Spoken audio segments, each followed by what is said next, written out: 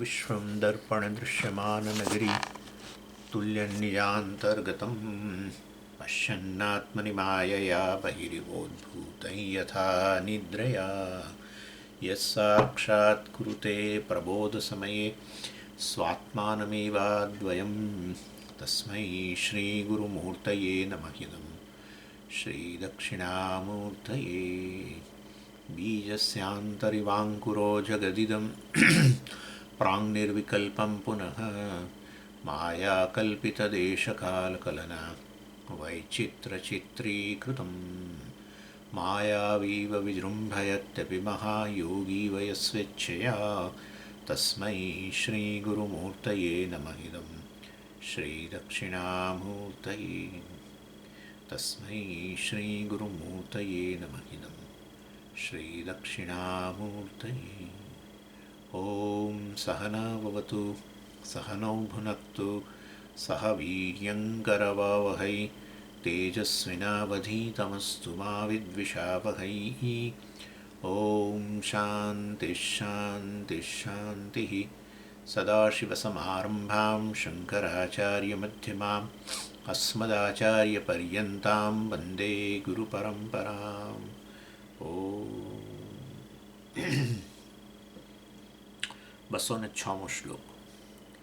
अतो नायं परात्मा स्यात् विज्ञानमयशब्दभाक् विकारित्वाज्जडत्वाच्च परिच्छिन्नत्वहेतुतः दृश्यत्वाद्व्यभिचारित्वात् नानित्यो नित्य इष्यते। એટલે ઘણું લાંબુ ડાયવર્ઝન જે મુખ્ય ચર્ચા હતી એનાથી થોડું બહાર નીકળીને ચર્ચા થઈ બધી, અને હવે શંકરાચાર્યજી પાછા મેઇન રોડ પર આવી ગયા. પહેલાં ચર્ચા કરી, આ શરૂઆત થઈ હતી 149મા શ્લોકથી પંચકોશ વિવેકની. અન્નમય પહેલાં શરૂ કર્યું, પછી પ્રાણમય, પછી મનોમય, પછી વિજ્ઞાનમય. અને વિજ્ઞાનમયની ચર્ચા થઈ, વિજ્ઞાનમય કોશ, ત્યારે ડાયવર્ઝન લીધું. કારણ કે વિજ્ઞાનમય એટલે કર્તા, એટલે અહંકાર, જે બધી જ ક્રિયાઓ શરીર, મન, બુદ્ધિ, ઇન્દ્રિયો વગેરે જે બધું કરે છે એને ઓન અપ કરનાર, હું કરું છું એવું કહેનાર. અહમ અહમ.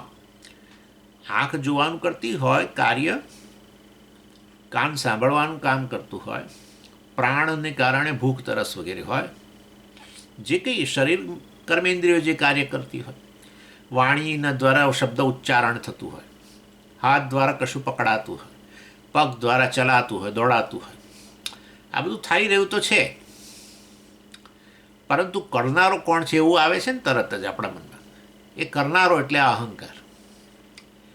એટલે સબ્જેક્ટ, કંઈ પણ ક્રિયા થતી હોય તો આપણે એટલા માટે તમે જુઓ, હંમેશા ભાષાની અંદર, લેંગ્વેજની અંદર પહેલું શું મૂકીએ? કર્તા, સબ્જેક્ટ, પછી આવે ક્રિયાપદ,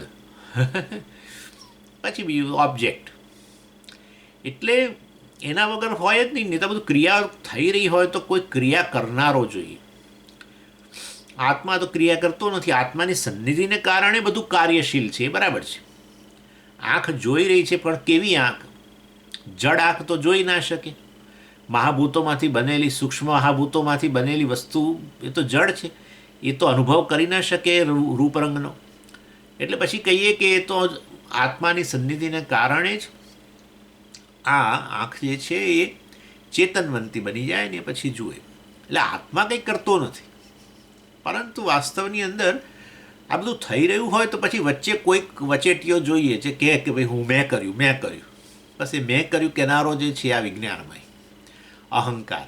એટલે એના પરથી બધી ચર્ચા થઈ, કેટલી બધી તમે વિચાર કરો, અહંકાર વિશે કેટલી ચર્ચા થઈ. અહંકાર આત્માનો વિવેક બતાવી દીધો અહીંયા. આમ તો ખરેખર પંચકોશ પત્યા પછી કહેવું જોઈએ. પંચકોશ વિવેક એટલે પંચકોશ અનાત્મા છે અને આત્મા વચ્ચેનો વિવેક, પરંતુ અહીંયા જ કહી દઉં. એટલે લગભગ 189મા શ્લોકથી શરૂ કર્યું ડાયવર્ઝન, મેઇન રોડથી ઉતરી ગયા અને 205મા શ્લોક સુધી થયું. હવે 206મા શ્લોકમાં છેવટે કહે છે કે ભાઈ વિજ્ઞાનમય જે છે એ અહંકાર જે છે આત્મા નથી, એના આટલા બીજા કારણો છે પાછું. ટૂંકમાં બીજું છેલ્લે કહી દે છે 206માં.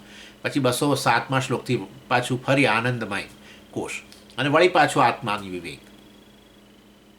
એટલે આ રીતે અહીંયા અત્યારે હવે આ છેલ્લો શ્લોક છે આ વિજ્ઞાનમય વિશેનો.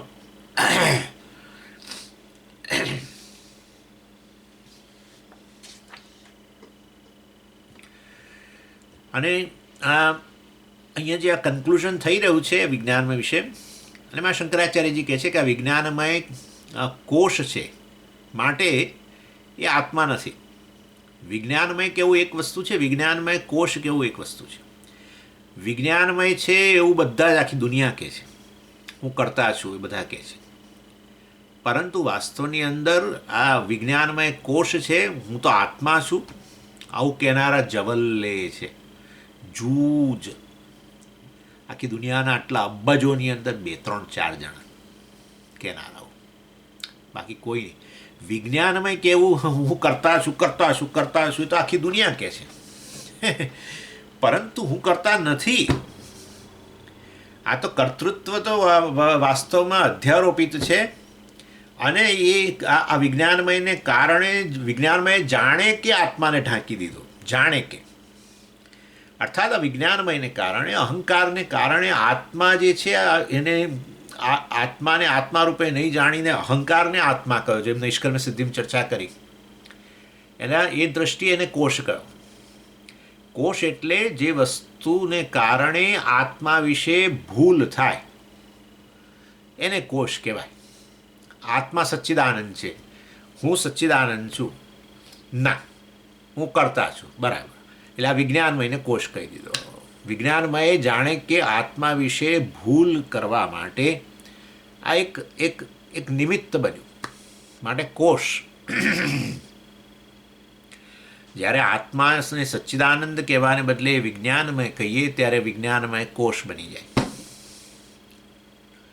એટલે આવું કોણ કે વિજ્ઞાનમય કોષ? આત્મા વિશે ભૂલ થઈ રહી છે એવું કે કોણ? જે જાણતો હોય આત્માની એ જ કે ને.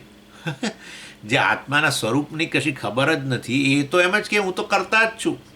એટલે એના માટે વિજ્ઞાનમય કોષ નથી. કોષ એટલે આ ભૂલ.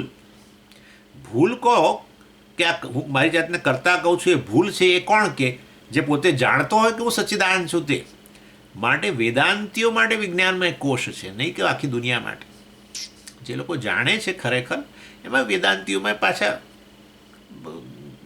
જે ચલાવતા હોય તો કે સ્વામી બધું કહેવાય, આપણે તો કરતા જ છીએ, મેં જ કર્યું છે ને, આ ફલાણું મેં જ કર્યું છે ને, મેં જ ઇન્સ્યોરન્સ પોલિસી લીધી છે ને, મેં જ આમ કર્યું છે ને, મેં જ પેલું કર્યું છે ને, મેં જ પેલું કર્યું છે ને. એટલે ક્લાસની અંદર કલાક બેઠા ત્યારે સાંભળે શાંતિથી, અને પછી આખો દાડો મેં કર્યું. એવા વેદાંતિઓ માટે હજુ વિજ્ઞાનમય જ છે. જે લોકો વાસ્તવિક રીતે જાણે છે કે ભાઈ એ ખરેખર આત્મા તો સચ્ચિદાનંદ છે, થોડી સ્પષ્ટતા હવે ઈશ્વરની કૃપાને લીધે થઈ છે, એ લોકો કે આ ભૂલ થઈ રહી છે.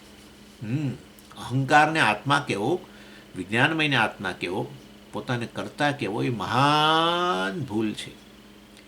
એવું કેવી રીતે કહેવાય ભૂલ છે? તમે અમને હવે આજે સમજાવી દો.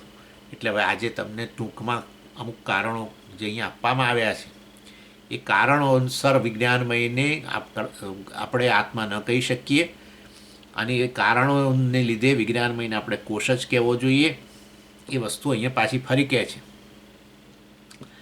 એનીવે, અને આમ પણ તમે જુઓ છો કે કર્તૃત્વ વગેરે કે થોડું ચાલુ રહે છે. આપણી જીવનની 3 અવસ્થાઓ જે છે બધી, જાગ્રત, સ્વપ્ન, સુષુપ્તિ, જો ખરેખર હું કે આત્મા કરતા હોઉં તો પછી બધી જ અવસ્થાઓની અંદર હું કરતા જ રહું. અગ્નિને તમે જ્યાં લઈ જાઓ ત્યાં લઈ જાઓ ને ભાઈ, પૃથ્વી પર.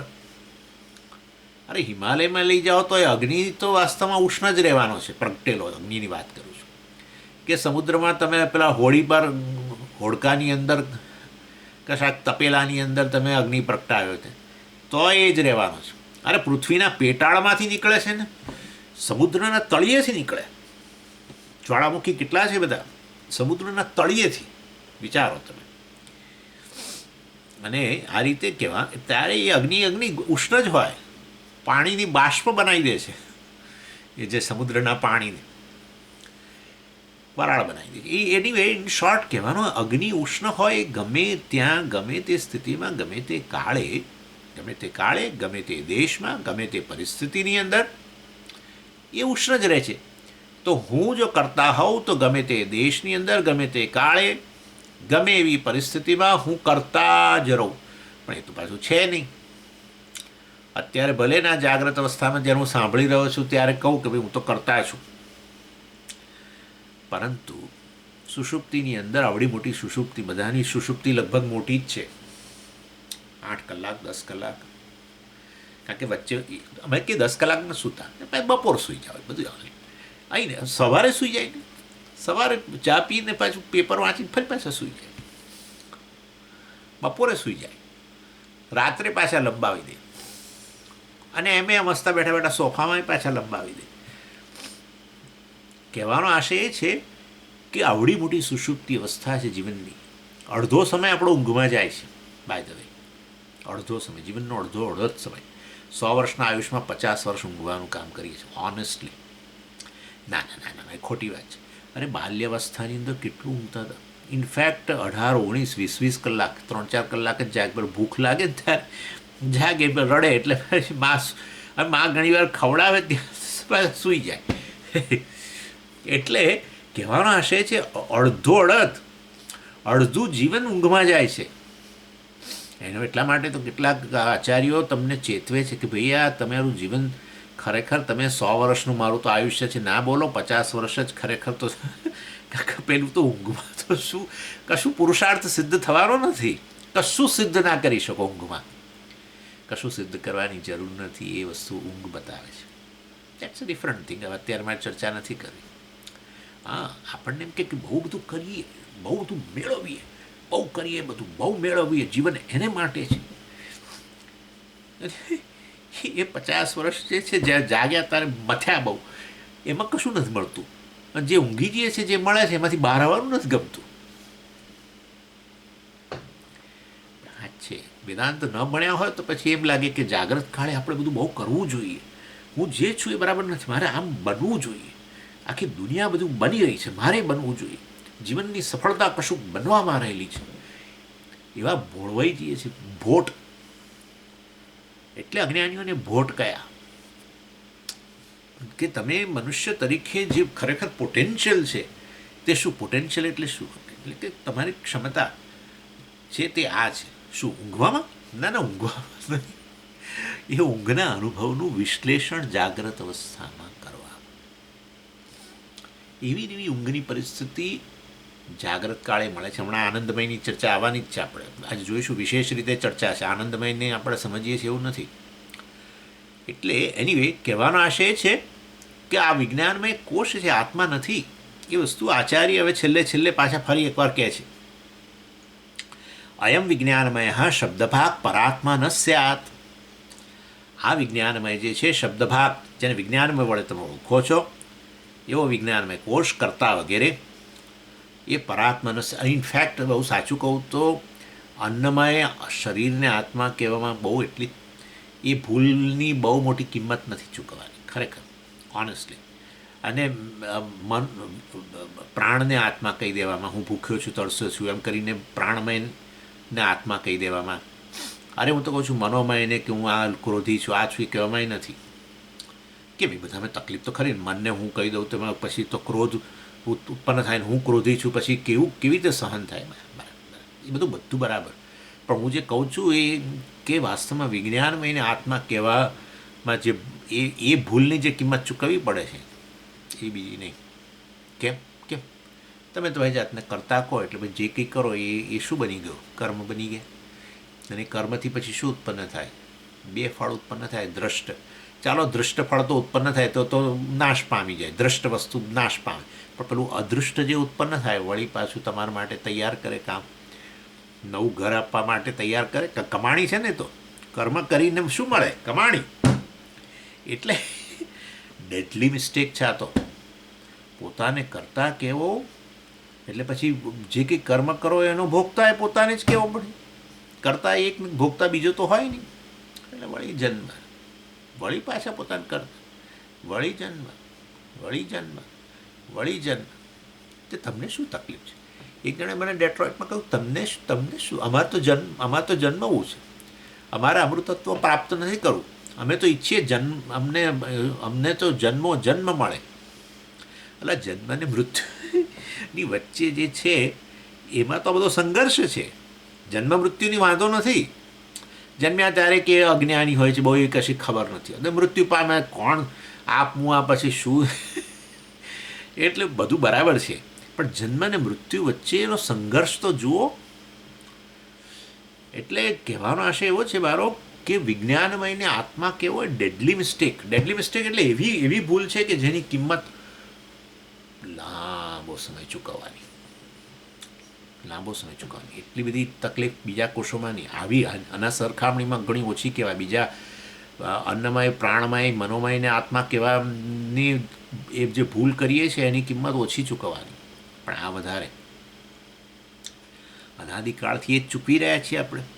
ચાલો, એનીવે.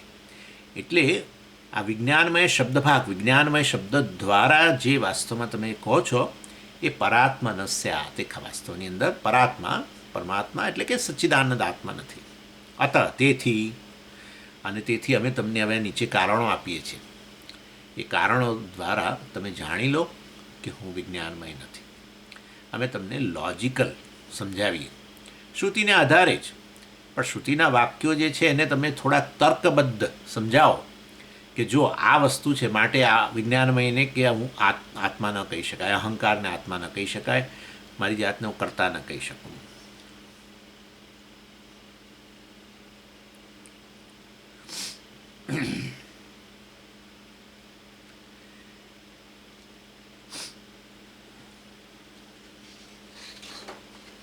પહેલું શું કહે છે? વિકારીત્વાત. ચાલો જો,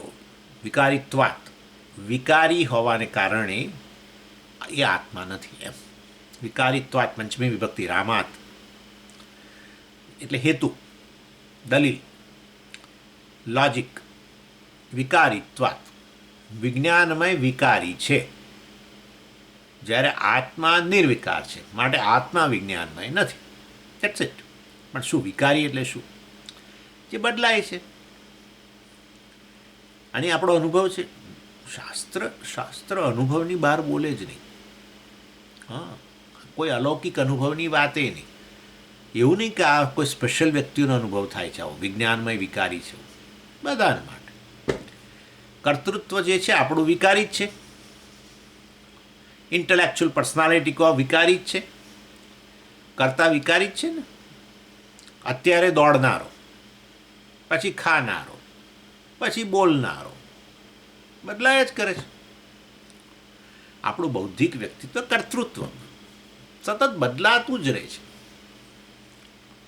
એટલે વાસ્તવની અંદર, અને પાછું એ હું કરતા કહું તો અને આવો બદલાતો રહે એ તો છે બરાબર. પાછું કરતાને બદલે ભોગતા કહું. અત્યારે તમે ફક્ત સાંભળી રહ્યા છો અને કદાચ આનંદ લઈ રહ્યા છો, તો તમે ભોગતા છો. આજે આ ક્લાસ ચાલી રહ્યો છે, તમે સાંભળો છો અને આનંદ થતો હોય, અંદર સ્પષ્ટતા આવતી હોય, તો તમે ભોગતા છો ને. તમે કરતા ક્યાં છો અત્યારે? કરતા તો હું છું, બોલનારો. એટલે ઇન શોર્ટ આ વિકારી કહેવાય. કર્તૃત્વ જે ક્રિયા કરો એના આધારે કરતા બદલાય છે. દોડવાની ક્રિયા થતી હોય તો દોડનારો, ચાલવાની ક્રિયા થતી હોય તો ચાલનારો, ખાવાની ક્રિયા થતી હોય તો ખાનારો, બોલવાની ક્રિયા થતી હોય બોલનારો જ કહો. બદલાયો ને. બોલનારો ખાનારો નથી. મતલબ હું બોલનારો છું ત્યારે ખાનારો નથી, અને ખાતો હોઉં ત્યારે પછી બોલતો નથી. ના, સમય ખાતા ખાતા બોલીએ છીએ. આ પણ ખાઓ ત્યારે વાસ્તવની અંદર તમે ખાનારા તરીકે ઓળખાણ છે. પછી બોલવાનું શરૂ કરો તો તમે બોલનારા છો. આમ મોઢામાં કોળિયો મૂક્યો ખાનારો ને પાછું બોલતા નથી, નહીં તો પેલો કોળિયો બહાર આવી જાય છે. સમજો. એટલે ઇન શોર્ટ ખાતા ખાતા બોલતા હોવ, ચાલતા ચાલતા ખાતા હોવ, એવું બને. કરે છે લોકો, બધું કરે છે. આ બધા આપણા બધા જે રિસેપ્શનો થાય એમાં એ જ હોય છે. લોકો ચાલતા જાય, પેલું ડીશ લે ને ચાલતા જાય, અને જુદા જુદા ગ્રુપમાં જાય ને ફરતા જાય ને ખાતા જાય, ડીશ હાથમાં હોય. ઇન શોર્ટ કહેવાનો આશય સતત બદલાય છે. વિકારી કહેવાય. અને આ આત્મા જે છે, જે એનો સાક્ષી છે, એ નિર્વિકાર છે. તો એમાં શું લોજિક? એવું છે કે જે વિકારી વસ્તુ જે છે, અર્થાત કશું બદલાઈ રહેલું છે એવું કહેનારો જે છે, ખરેખર વાસ્તવની અંદર બદલાયા વગરનો હોવો જોઈએ. તમે જ્યારે એક ટ્રેનને જતા જોઈ રહ્યા છો, બરાબર, પાટા પરથી તમે ઊભા છો ત્યાં સ્ટેશન પર, તો તમે જોઈ રહેલી ટ્રેન જે છે, જેમ કહો છો કે આ ટ્રેન દોડી રહી છે, ગતિમાન એક્સપ્રેસ, 150 કિલોમીટરની ઝડપે જનારી ગતિમાન એક્સપ્રેસ તમે જોઈ રહ્યા હો, તો તમે દોડી નથી રહ્યા. તમે સમજો કે એ સ્પીડે દોડતા હો તો તમને વિજ્ઞાન કહે છે કે જો તમે 150 કિલોમીટરની ઝડપે દોડતા હો તો તમને ટ્રેન સ્થિર લાગે. હા, એટલે વાસ્તવની અંદર જે વિકાર થઈ રહેલા છે એની નોંધ લેનારો સાક્ષી જે છે નિર્વિકાર છે. તમે સતત નોંધ, ક્ષણે ક્ષણની નોંધ લઈ શકો છો કે હવે હું બોલું છું, હવે હું ખાઉં છું, હવે હું ચાલું છું, વગેરે વગેરે, જે પણ તરત ત્યાં ને ત્યાં જ. મતલબ બતાવે છે કે આની નોંધ લેનારો જે છે વાસ્તવમાં આત્મા, નોંધ લેનારો અર્થાત એનો અનુભવ કરનારો ચૈતન્ય, ચેતન, એ નિર્વિકાર છે. આ લોજિક વિકારિત્વ.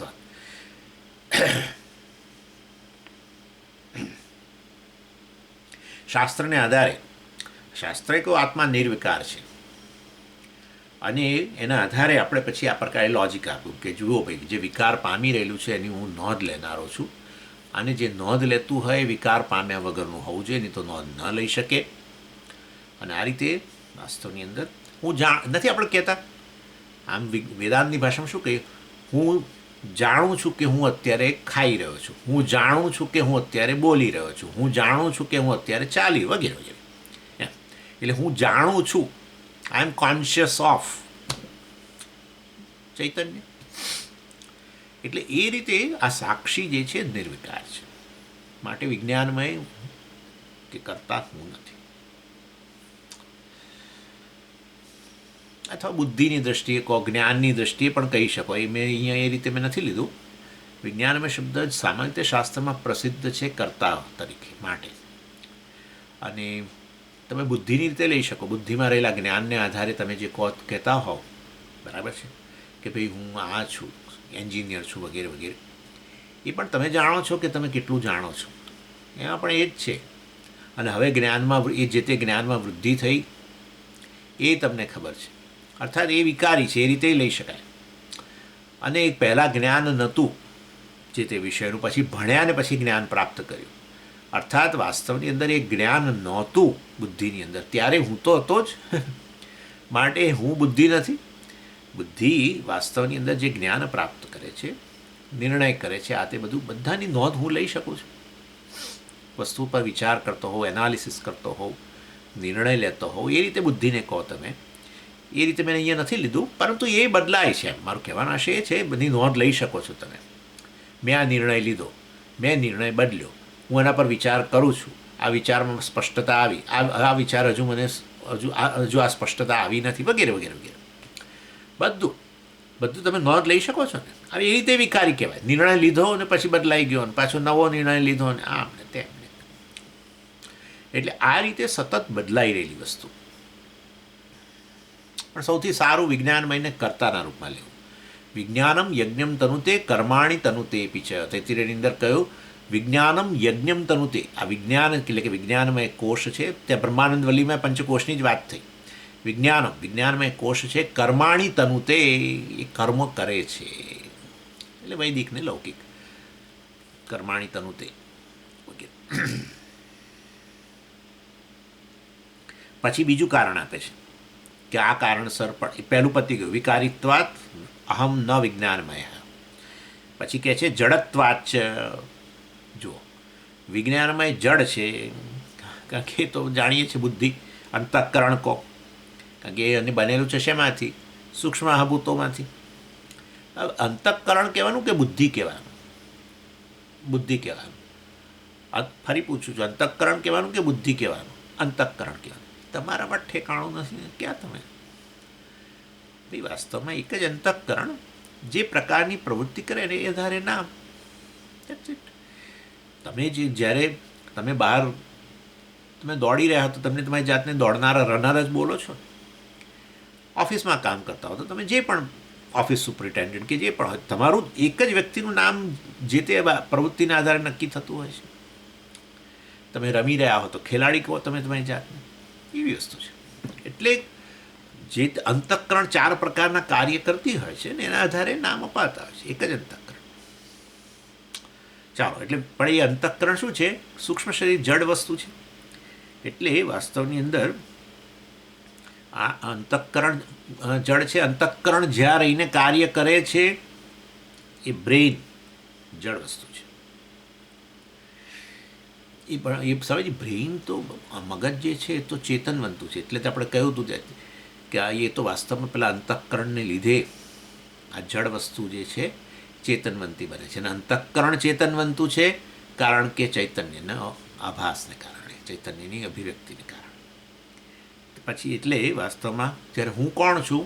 આત્મા ચૈતન્ય છું. માટે હું વિજ્ઞાનમય ન હોઈ શકું. પછી પરિચ્છિન્નત્વ હેતુતઃ. ત્રીજું, આ અંતઃકરણ છે પરિચ્છિન્ન છે, મર્યાદિત છે. આત્મા કેવો છે? શાસ્ત્રને આધારે આત્મા સર્વવ્યાપી છે. આત્મા પરિચ્છિન્ન લાગે છે કારણ કે કશુંક ઉમેર્યું. આત્મામાં કશું ઉમેરો તો પરિચ્છિન્નતા આવે, નહીં તો કશું પરિચ્છિન્ન છે જ નહીં. બધું જે પરિચ્છિન્ન છે એ દૂર કરી દો છો તો મજાથી તમે કંઈ અપરિચ્છિન્ન બનતા નથી. હા, પરિચ્છિન્નતા જતી રહે. પરિચ્છિન્ન વસ્તુઓમાં આત્મબુદ્ધિને કારણે પરિચ્છિન્નતા આત્માની જે લાગે છે એ સ્વાભાવિક રીતે જ ડ્રોપ થઈ જાય. પરિચ્છિન્ન વસ્તુઓ તમે એને અહમ કહેવાનું છોડી દો સુષુપ્તિની અંદર તો તમે અપરિચ્છિન્ન અનંત જ છો. અનંત બની ના શકાય, કોઈ દિવસ ના બની શકાય. જે કાંઈ બનો હંમેશા મર્યાદિત હોય. જે બનવું હોય બનો, પણ મર્યાદિત રહો. એ તો નક્કી જ.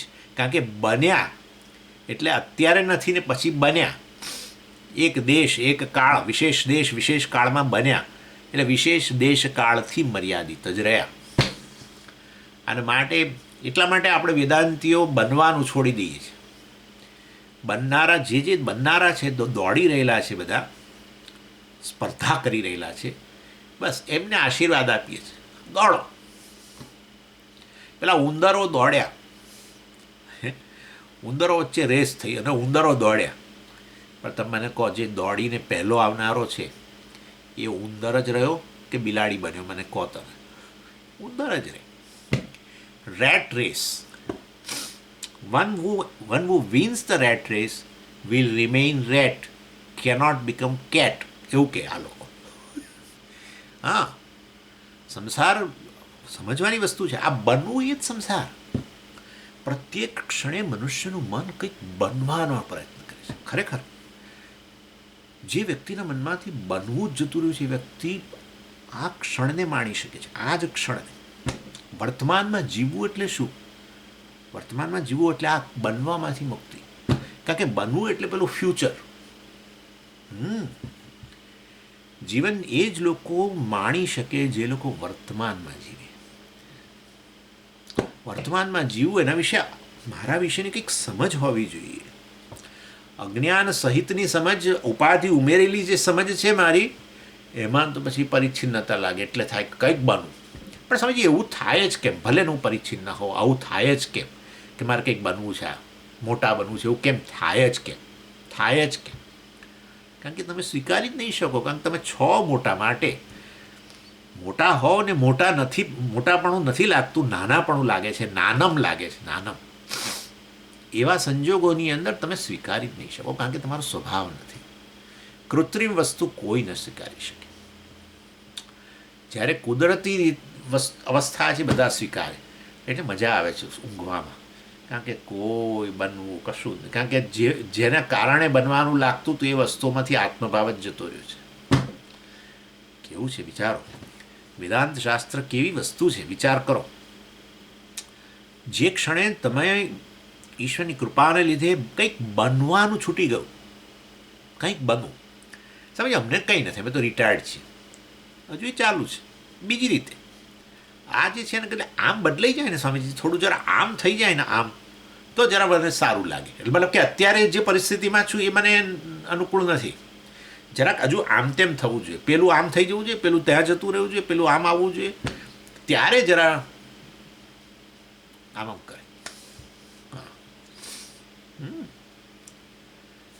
ગમે એટલી ઉંમર થાય ને, ગમે એટલી, અને આમાં કશું જ નહીં થઈ શકે સિવાય કે વેદાંતને લાવો. તમારું મન આવું જો પરિચ્છિન્ન ભાવને વાળવું હશે, મતલબ આત્માને તમે પરિચ્છિન્ન માનતા હશો, તો કંઈક રીતે તમે તમારું મન આવું કર્યા જ કરવાનું છે. એમાંથી જ મુક્તિ. કારણ કે તમે પૂર્ણ છો, જગત પૂર્ણ છે, તમારી જ અભિવ્યક્તિ છે. ચાલો, પરિચ્છિન્નત્વ હેતુતઃ, એટલે વાસ્તવની અંદર આત્મા તો અપરિચ્છિન્ન છે. આત્મા શબ્દ જ આપનોતી આત્મા, વ્યાપનોતી આત્મા, આત્મા અપરિચ્છિન્ન છે.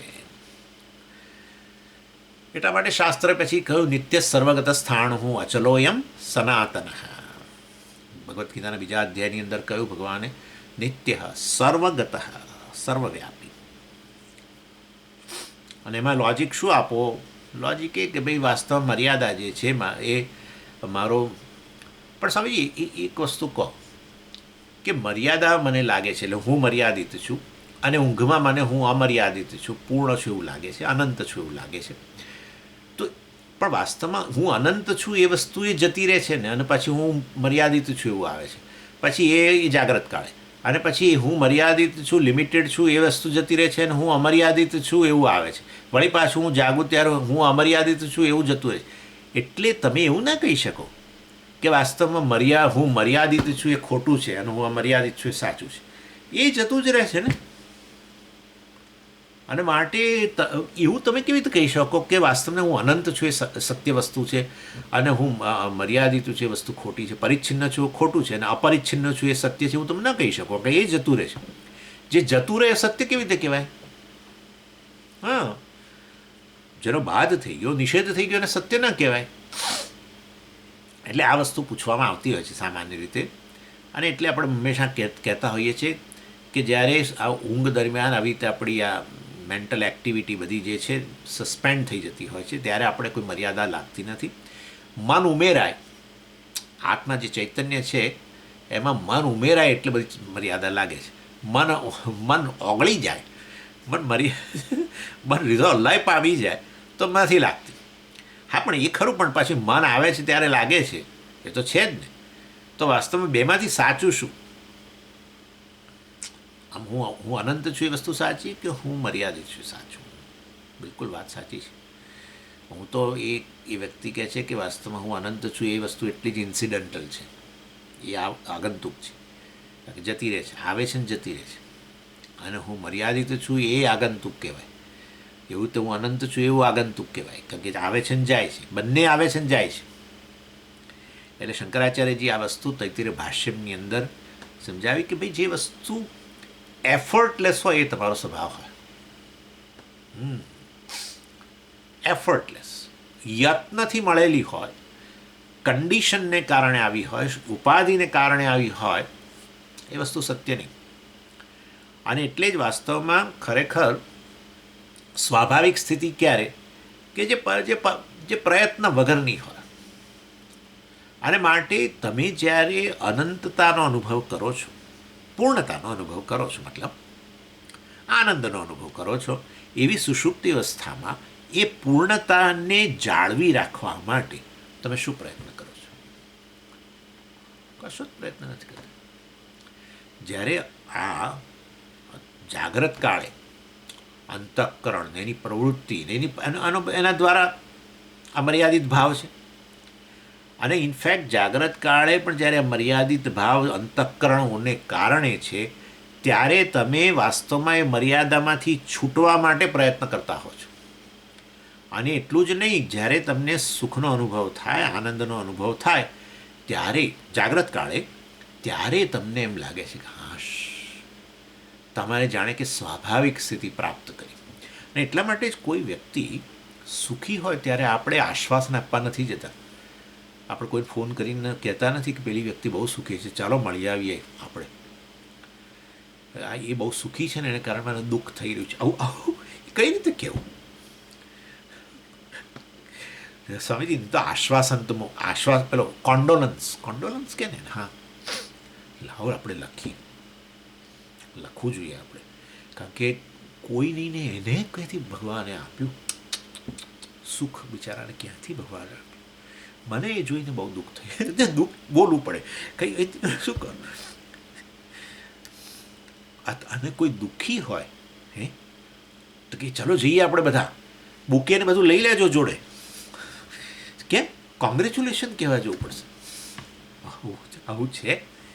તમને મનુષ્ય માત્ર માટે કઈ સ્વાભાવિક સ્થિતિ ને કઈ અસ્વાભાવિક સ્થિતિ કોણ કોને શીખવવા ગયું? હે કોણ કોને શીખવવા ગયું? અરે આનંદની સ્થિતિ એ સ્વાભાવિક સ્થિતિ છે એવું બાલ મંદિરની અંદર પહેલેથી ભણાવવામાં આવ્યું છે. ક્યાં બાત હૈ, ક્યાં બાત હૈ. એટલે સ્વાભાવિક સ્થિતિ આનંદ હોય તો તમારો સ્વભાવ શું થયો? આનંદ. હા, આનંદ એટલે શું? પૂર્ણતા. માટે હું અનંત છું, પૂર્ણ છું, એ સ્વાભાવિક છે, પ્રયત્ન વગરની સ્થિતિ છે. તમે ઊંઘ ન આવે તો એના માટે ઊંઘ આવે એના માટે પ્રયત્ન કરશો. ઊંઘ આવી ગઈ પછી ઊંઘને હવે જાળવું, કોઈક રીતે જાળવું, કશું નથી. એફર્ટલેસ સ્વાભાવિક સ્થિતિ. પૂર્ણતાની સ્થિતિ, આનંદની સ્થિતિ સ્વાભાવિક સ્થિતિ છે. પેલી કૃત્રિમ સ્થિતિ છે. અને કૃત્રિમ સ્થિતિ કેવી રીતે આવી? કોઈક વસ્તુ ઉમેરાઈ, કોઈક ઉમેરાયું અંદર, કશુંક ઉમેરાયું એટલે શું? હું જે સ્વાભાવિક રીતે પૂર્ણ છું એમાંથી અહમ બુદ્ધિ કાઢી અને પેલા પરિચ્છિન્ન વસ્તુમાં આત્મભાવ કરવો, એને કહેવાય કન્ડિશન. ઉપાધિ એટલે હવે અંતઃકરણને આત્મા કહો, પોતાના વિજ્ઞાનમાં કહો, અને વિજ્ઞાનમાં કહો, ભોગતા કહો, બધું આવે પછી, કરતા કહો, ભોગતા કહો, બધું. ઇન શોર્ટ કંઈક કન્ડિશન ઉમેરાય. જુઓ, સમજો, ગુજરાત આ વેદાંતની અંદર આપણે હંમેશા સોપાધિક આત્મા કહીએ, ઉપાધિ. જેમાં ઉપાધિ ઉમેરાય એટલે સમજી હું તો પૂર્ણ છું, એમાં શું ઉમેરાવાનું? આ જે મિથ્યા વસ્તુ છે, મારાથી અભિન્ન છે, એમાં અહમ બુદ્ધિ કરવી, કારણ કે હું પૂર્ણ છું ખબર નથી. પૂર્ણતાનો અનુભવ છે પણ હું પૂર્ણ છું ખબર નથી. એ તો એવું જ હોય ને. પૂર્ણતાનો અનુભવ છે પરંતુ પૂર્ણ છું એ ખબર ત્યારે જ પડે જ્યારે વેદાંતનો અભ્યાસ કરો. વેદાંતનું કાર્ય જ આ એ છે કે આપણા અનુભવો છે, મનુષ્ય માત્રનો જે અનુભવ છે, આ સુષુપ્તિ વગેરે, એનું યોગ્ય વિશ્લેષણ કરવું. જેમ સાયન્સનું કામ છે એવું જ છે, અહીંયા એવું જ છે. આખી દુનિયા અનુભવ કરે છે બધું, આ બધી વસ્તુઓનો. પણ સાયન્સ એ અનુભવને સમજાવે. સાયન્સ અનુભવને સમજાવે. એ ભૂરા આકાશનો અનુભવ થતો આખી દુનિયાને, કરોડો લોકો, અબજો લોકોનો અનુભવ થઈ રહ્યો છે. પરંતુ વિજ્ઞાન સમજાવે કે ભાઈ બધાને અનુભવ થઈ રહેલો છે, પરંતુ જુઓ, ખરેખર સૂર્યોદય નામની વસ્તુ નથી. સૂર્યોદય નામનો જે તમને સૂર્યનો ઉદય થઈ રહેલો જણાય છે એ આ કારણસર છે, એમ કરીને તમારા અનુભવનું વિશ્લેષણ કરે અને પછી તારણ આપે કે ભાઈ ખરેખર નથી એ થતું વગેરે, આ ઉદય નથી થતો. કે ભાઈ સૂર્ય જે છે એ જાણે સ્થિર છે અને આ પૃથ્વી છે ફરે છે. પૃથ્વી પશ્ચિમથી પૂર્વ તરફ જાય છે, માટે આપણને એ નહીં, એને બદલે આપણે સૂર્યને પૂર્વથી પશ્ચિમ તરફ જતો કહીએ છીએ, વગેરે વગેરે વગેરે બધું કરીને સમજાવે તમને. ઇન શોર્ટ, અનુભવ જે છે એ અનુભવને સમજાવવાનું કાર્ય છે ને સુષુપ્તિ વગેરેનો. એનીવે, એટલે આવી કંઈક કન્ડિશન ઉમેરાય, અંતઃકરણ, ઉપાધિ. એ ઉપાધિનું કામ જ એ ઉપાધિ ઊભું કરવાનું છે. ઉપાધિનું કામ ઉપાધિ લાવવાનું છે. ખરેખર એવું છે કે બિચારું છે બધું ભગવતીની અભિવ્યક્તિ. આ બધું માતાજીની અભિવ્યક્તિ છે, બધી પરમેશ્વરની આ માયા શક્તિનો જ વિલાસ છે આ બધો. જે ભગવતીની તમે સાધના કરો છો નવરાત્રિમાં, એનો જ આ બધો વિલાસ છે. ગજબ. પરંતુ વાસ્તવમાં એમાં જ આત્મબુદ્ધિ, જે તે રૂપની અંદર, ઉપાધિની અંદર અંતઃકરણીય, એમાં આત્મબુદ્ધિ, એ રીતે અંતઃકરણ કોષ બની ગયું. ને એ કન્ડિશન આવે એટલે પછી કન્ડિશન્ડ થઈ જઈએ આપણે. કન્ડિશન્ડ, મર્યાદિત. કન્ડિશનને કારણે કન્ડિશન્ડ થઈ નથી ગયા. આવી ભૂલ કરીએ ભગવાનની દયાથી કે હું તો અપરિચ્છિન્ન અનંત જ છું. અનંત મર્યાદિત બની ન શકે, મર્યાદિત અનંત ન બની શકે. એ વસ્તુ નિશ્ચિત છે. જે વસ્તુ સ્વભાવથી અનંત હોય કદી મર્યાદિત ન બની શકે. અમર્યાદિત મર્યાદિત ન બની શકે. મર્યાદિત સ્વભાવવાળી વસ્તુ, મર્યાદિત જેનો સ્વરૂપ છે એવી વસ્તુ અમર્યાદિત ન બની શકે. તો પછી એવો હું જો અમર્યાદિતતાનો અનુભવ કરતો હોઉં, અનંતનો પૂર્ણતાનો અનુભવ કરતો હોઉં, તો હું જાગ્રત કાળે જે મર્યાદિત જણાવું છું એ કેવળ એક ભૂલ કરું છું. અને એ ભૂલ માટે જવાબદાર આ બધું શરીર, મન, બુદ્ધિ એ બિચારા મિથ્યા છે. મારી જ અભિવ્યક્તિ છે વાસ્તવની અંદર, મિથ્યા અભિવ્યક્તિ. જેવી રીતે માટીની બધી અભિવ્યક્તિઓ, ઘડો વગેરે, ખોટું થોડું છે બધું, સારું છે ને. પરંતુ એનો આત્માને એટલો જ કહી દેવો, પછી મર્યાદા લાગે ને પછી જાગ્રત કાળે એમાંથી છૂટવા માટે પ્રયત્ન કરીએ. બધો પ્રયત્ન મર્યાદામાંથી અમર્યાદા જ જવા માટે છે. એનું નામ જાગૃત અવસ્થા. મર્યાદિતમાંથી અમર્યાદિત બનવા માટેનો પ્રયત્ન કરીએ છીએ આપણે. બની ન શકીએ. ભગવાનની દયાથી વચ્ચે વચ્ચે આ મર્યાદા છૂટી જાય છે. મર્યાદિતપણું જે છે છૂટી જાય. સ્મોલનેસ, હું નાનો છું, આ છૂટી જાય. કોઈ જોક કે અને આપણે એકદમ જ હા હા હા હા હા કરીને હસી લઈએ. ત્યારે કોઈ ઈચ્છાઓ બીજી પૂરી નથી કરી તોય આમ એ ક્ષણે જાણે એકદમ તૃપ્ત બની ગયા. આવી રીતે. એટલે કોઈકે સરસ કહ્યું કે ભાઈ ઊંઘ જે છે અને જાગ્રત અવસ્થા, પ્રયત્ન ક્યાં છે? બધો જાગ્રત અવસ્થામાં છે. એટલે ઊંઘની વ્યાખ્યા કરી અને કહ્યું કે જ્યાં આપણે બધો પ્રયત્ન મૂકી દઈએ છીએ, પ્રયત્ન રહિત બની જઈએ છીએ, એનું નામ જ ઊંઘ છે. અને જાગ્રત કાળે એટલે શું? ખૂબ પ્રયત્ન કરીએ છીએ. એટલે એટલે dropping all effort is called sleep. મતલબ એફર્ટલેસ. એફર્ટલેસ એટલે સ્વભાવ. તમે જુઓ, પાણી જે છે એને એને એને કૃત્રિમ અવસ્થામાં લઈ જવા માટે પ્રયત્ન છે. ઠંડુ કરો, પ્રયત્ન. હા, બરફ બનાવો કે ખાલી ઠંડુ કરવા માટે પ્રયત્ન, ગરમ કરવા માટે પ્રયત્ન, એને કૃત્રિમ અવસ્થામાં લઈ જવા માટે પ્રયત્ન છે, એફર્ટ છે. અને એની નેચરલ સ્થિતિમાં રાખવા માટે કોઈ પ્રયત્ન નથી. ઇનફેક્ટ તમે જેવું બહાર કાઢો ફ્રીજમાંથી એટલે તરત જ પાછું, અથવા ગેસ બંધ કરો, અરે આ પાણી તો મેં ગરમ કર્યું તો પાછું ઠંડુ થઈ ગયું. અરે મેં ફરિયાદ જ ન કાઢી. ઉનાળો છે ને, આટલી બધી ગરમી છે, મેં પાણી મૂક્યું હતું ફ્રીજમાં, પણ ગ્લાસ બહાર કાઢીને મૂક્યો સ્વામીજી, અને પછી પીવાનું ભૂલી ગયો, પાછું ગરમ થયું. ગરમ નહીં મતલબ પાછું રૂમ ટેમ્પરેચર થઈ ગયું, મતલબ એમ. તો પણ તો એવું જ હોય ને. પણ એવું કેમ હોય? વેદાંત ભણો એટલે ખબર પડે. એટલે વિજ્ઞાન વિચાર કરો કે વાસ્તવની અંદર ક્યાં પ્રયત્ન. એટલે જાગ્રત કાળ લોકોને બહુ જ નડે છે. હા, પોટલું લઈ લઈ લઈ લઈ ઇનફેક્ટ ઊંઘ લાવવા માટે પુષ્કળ પ્રયત્ન ચાલે છે. પુષ્કળ પ્રયત્ન. આખી દુનિયાની અંદર કોઈ આલ્કોહોલ લે છે, કેટલાક ડ્રગ લે છે, કેટલાક ઊંઘની ગોળીઓ લે છે, અને બીજા કેટલું કરતા હશે. કોઈ પ્રાણાયામ કરતું હશે, કોઈ કે કરતું હશે, કોઈ પેલું શવાસન કરતું હશે, જે કરતું હશે. એટલે બધો પ્રયત્ન જાગ્રત કાળે છે. છેવટે કેવી સ્થિતિ પ્રાપ્ત કરવા માટે? પ્રયત્ન રહિતની સ્થિતિ. વિચાર કરો. અને એટલા માટે સૌથી વધુ પ્રિય વસ્તુ મનુષ્યને હોય, તમે રખે માનતા પત્ની, બાળકો કે કોઈ ઘરેણાં કે સાડીઓ, કે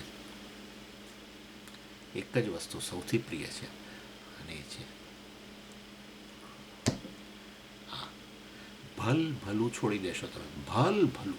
તમારો દીકરો દીકરી અમેરિકાથી આવ્યા હોય, વાતો કરી કરી કરી 2 વાગ્યા, 3 વાગ્યા, રાતે 4 વાગ્યા, પછી કે બેટા હવે તું શું સૂઈ જા. એ બેટાને શું તમારે શું છે? આ બધું અનુભવનું વિશ્લેષણ કહી રહ્યો છું તમને. આ વેદાંત છે બધું. એટલે અસ્વાભાવિક સ્થિતિ જે છે એ વાસ્તવમાં જેમાં આત્માની અંદર આ બધું ઉમેર્યું.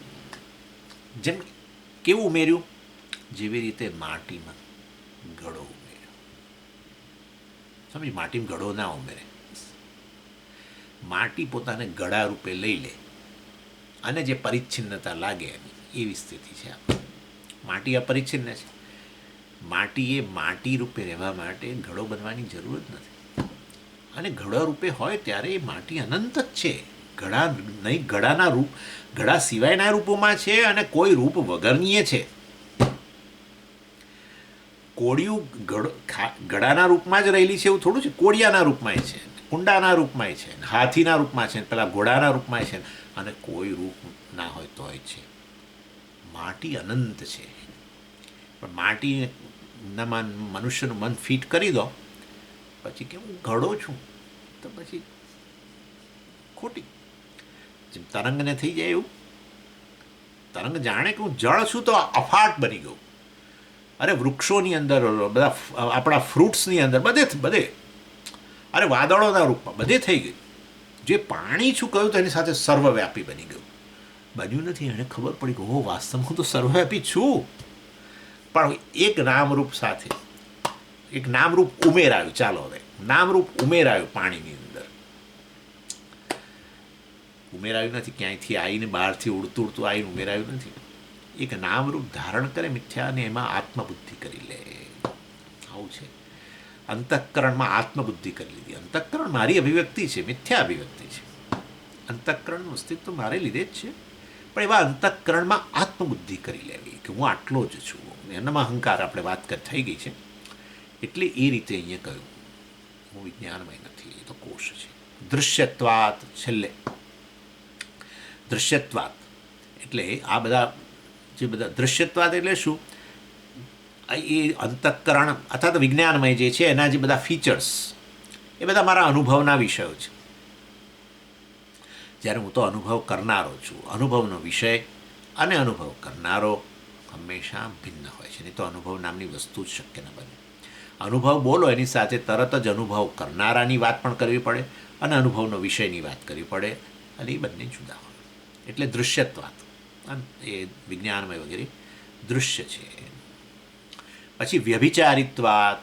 જો આ પાછું પહેલાં કહ્યું વિકારિત્વાત, હવે કહે છે વ્યભિચારિત્વાત. એટલે આમ તો લગભગ સરખું જ છે. વિકારી એટલે સતત બદલાય છે, વ્યભિચારી એટલે પણ સતત બદલાય છે. તો આ આચાર્યએ ફરી પાછું કેમ આવું કહ્યું? એ બિચારા કંઈક ભૂલી ગયા લાગે છે. ના ના ભાઈ, આ તો શંકરાચાર્યજી છે ભાઈ. એટલે શું ભાઈ? એટલે શું? એટલે આ તો કહું છું તમને, વ્યભિચારિત્વાત. વ્યભિચારી એટલે જે અવર જવર કરનાર, એરાઇવલ ડિપાર્ચર, એને વ્યભિચાર કહેવાય. અને હોય ત્યારે જે બદલાતું હોય એને વિકારી કહેવાય. બસ આટલો ભેદ. જે છે અત્યારે જ્યારે એમાં જ બદલાવ આવે છે. જુઓ, અત્યારે જાણે કે હું કરતા કહું ત્યારે પછી કેવો થઈ જાઉં? વિકારી થઈ જાઉં. બદલાવ મેં તમને કહ્યું હમણાં બધી વસ્તુ વાત કરી, ચાલનારો, બોલનારો, ખાનારો વગેરે વગેરે વગેરે બદલાઈ રહ્યો છું ત્યારે બદલાય. એટલું જ નહીં, આ જે કર્તૃત્વ છે જતું રહે છે પાછું, અને એ સુષુપ્તિમાં જાગો ત્યારે પાછું કર્તૃત્વ આવે છે. એટલે એ રીતે એરાઇવલ ડિપાર્ચર માટે વ્યભિચારી. અને જ્યારે હોય જાગ્રત અવસ્થામાં ત્યારે એ પાછું બદલાય. ચાલો, એટલે આ રીતે આટલા આર્ગ્યુમેન્ટ કર્યા. કેટલા આર્ગ્યુમેન્ટ કર્યા? વિકારિત્વાત. વિજ્ઞાનમાં વિકારી છે, હું નિર્વિકાર છું. વિજ્ઞાનમાં વ્યભિચારી છે, અવરજવર કરનારો છે, હું આત્મા અવરજવર કરતો નથી. એ ઇનફેક્ટ વ્યભિચાર એ કર્તૃત્વથી રહિત બની જાઉં છું એવો અનુભવ કરનારો હું જાગ્રત કાળ, અરે સુષુપ્તિમાં હાજર છું. તમે કહો ને હું સૂતો છું, ત્યારે હું સૂતો નથી. હું સૂતો છું કહો. જો હું જ સૂઈ ગયો હોય તો હું સૂતો છું મતલબ સૂતો હતો. ચાલો, હું સૂતો હતો એવું બોલી જ ન શકો. એટલે હું તો ત્યાં હાજર જ છે, જેણે સુષુપ્તિનો અનુભવ કર્યો ને. અંતઃકરણની છે, અહંકારની સુષુપ્તિ છે. તો ચાલો, એટલે વિકારિત્વાત, વ્યભિચારિત્વાત, જડત્વાત. આત્મા ચૈતન્ય સ્વરૂપ છે, આ વિજ્ઞાનમય જડ છે. હું વ્યભિચારથી મુક્ત છું, અવર જવર કરનારો નથી, હું સદાય હાજર છું. પછી પરિચ્છિન્નત્વાત, પરિચ્છિન્ન છે, આત્મા શબ્દ જ બતાવે હું અપરિચ્છિન્ન છું. દૃશ્યત્વાત, એ દૃશ્ય છે, હું દૃક છું, વગેરે વગેરે. દ્રષ્ટા છું, નિત્ય દ્રષ્ટા છું. અને એ રીતે આચાર્ય કહે છે, બસ આટલું તમે ભણી લો, આટલું જાણી લો, તોય તમે બહુ મુક્ત બની જશો. Wish you all the best, એમ કહે છે.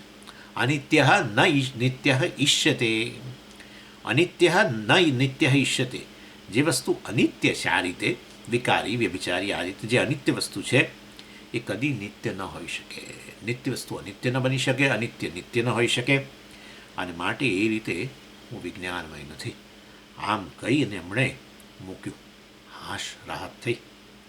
હવે આનંદમય કોષ બહુ સુંદર વાત કરે છે, જે કદી આપણે આ રીતે જોઈ નથી. આનંદમયની એવી વાત કરે છે.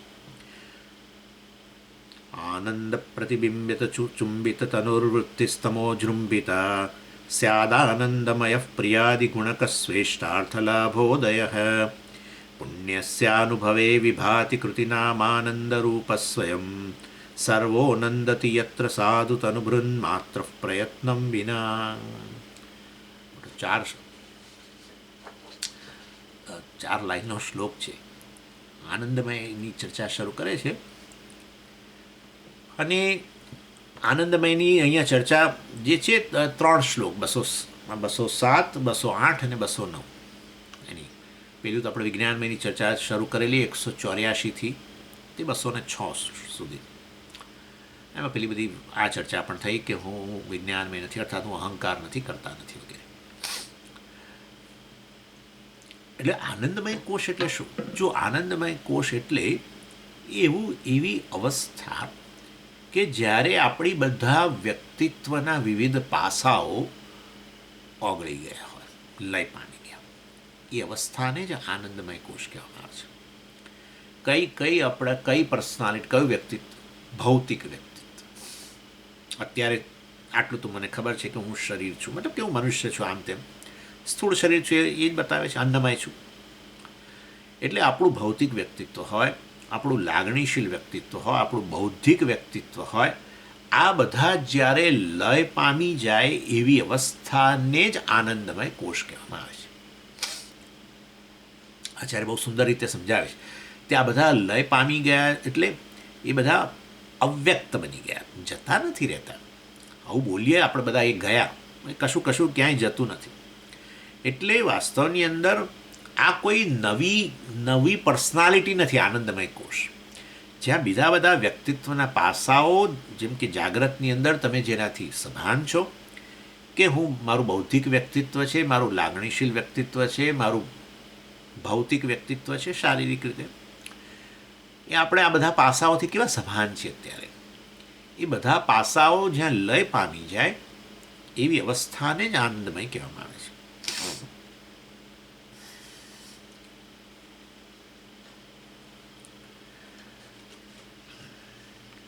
ચાલો, હવે એની ચર્ચા જે છે વધારે વિશેષ આપણે આવતી વખતે કરીશું. ઓમ પૂર્ણમદ પૂર્ણમિદમ પૂર્ણાત પૂર્ણમુદચ્યતે પૂર્ણસ્ય પૂર્ણમાદાય પૂર્ણમેવાવશિષ્યતે. ઓમ શાંતિ શાંતિ શાંતિ. હરિ ઓમ શ્રી ગુરુભ્યો નમઃ. હરિ ઓમ.